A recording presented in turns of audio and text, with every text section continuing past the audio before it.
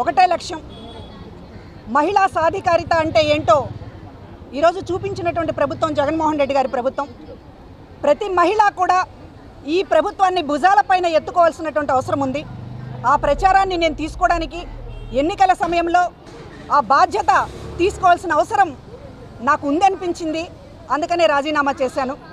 నేను మాత్రమే కాదు, ఏ మహిళకైనా సరే ఈ రాష్ట్రంలో మహిళల గురించి ఆలోచించే వారు కానీ, మహిళలు బాగుండాలని కోరుకునేటటువంటి ఎవరైనా సరే ఈ ప్రభుత్వాన్ని బలపరచాల్సిందే, ఈ ప్రభుత్వానికి అండగా నిలవాల్సిందే.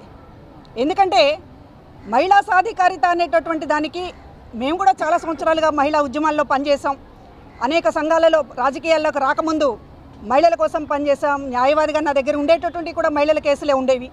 కానీ మహిళా సాధికారిత అనేటటువంటిది పల్లె ప్రాంతాలలో 80% ఏదైతే ఆధారపడి ఉన్నారో అక్కడ దాకా చేరాలి అని అంటే ఇప్పటిదాకా మాటలకే పరిమితమైంది. ఏ ప్రభుత్వమైనా సరే, చాలా ప్రభుత్వాలు చూసాం, చాలా వ్యక్తుల్ని చూసాం, పార్టీలని చూసాం. కానీ సాధికారిత అనేటటువంటిది ఒక ఇంటికి చేరినటువంటిది. ఇవాళ కుటుంబంలో కేంద్రం స్త్రీ అనేటటువంటిది చాటి చెప్పినటువంటిది జగన్మోహన్ రెడ్డి గారి ప్రభుత్వం. స్త్రీ చుట్టూ తిరుగుతోంది ఇవాళ ప్రభుత్వం. స్త్రీ చుట్టూ పథకాలు తిరుగుతూ ఉన్నాయి. స్త్రీ చుట్టూ సమాజం తిరుగుతూ ఉంది. మహిళ ఇవాళ అన్నిటికీ కేంద్రం అనేటటువంటిది చాటి చెప్తూ ఉన్నప్పుడు ఈ ప్రభుత్వాన్ని కాపాడుకోవాల్సినటువంటి బాధ్యత ప్రతి మహిళ పైన ఉంది అనేటటువంటిది ఈరోజు నేను మహిళా ఉద్యోగుల సమక్షంలో ఒక సందేశాన్ని ఇవ్వడానికే ఇక్కడికి వచ్చానని మీడియా వారికి తెలియజేసుకుంటున్నాను.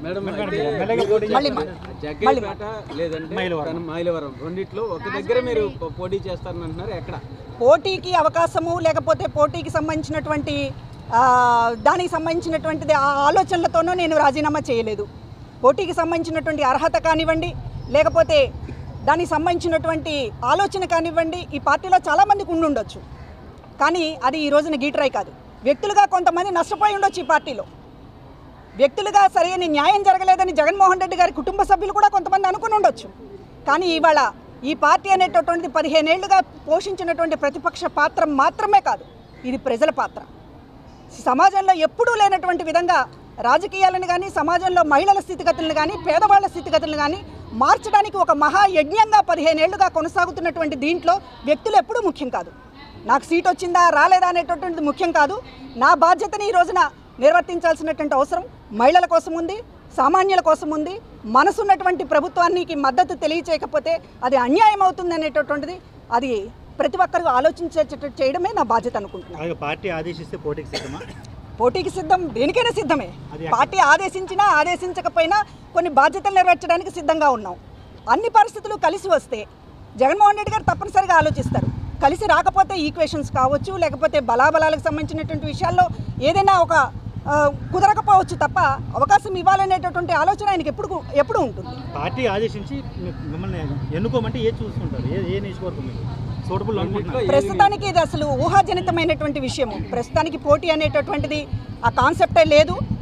ఖచ్చితంగా నాకు సంబంధించినటువంటి ఒక బాధ్యతగానే దీన్ని తీసుకుంటున్నాను తప్ప పోటీకి సంబంధించినటువంటి ఆలోచనతో కానీ, లేకపోతే అవకాశం వస్తుందనేటటువంటి దాంతో కానీ నేను తీసుకోవడం లేదు. ఇప్పటిదాకా మీడియా వారందరూ కూడా నాకు చాలా సహకరించినందుకు, మహిళా కమిషన్ చైర్పర్సన్గా మీరు అనేక మంది సహకరించారు. ప్రతి ఒక్కరికి ధన్యవాదాలు, కృతజ్ఞతలు. జగ్గైపేట నా ప్రాంతం కాబట్టి, నేను పుట్టి పెరిగిన ప్రాంతం కాబట్టి అనుకుంటారు. అంతకుమించి రాష్ట్రంలో మీరు నేను మీ వల్ల కావచ్చు, జగన్మోహన్ రెడ్డి గారి వల్ల కావచ్చు, రాష్ట్రంలో నేను తెలియదు ఈ ప్రాంతం ఏది.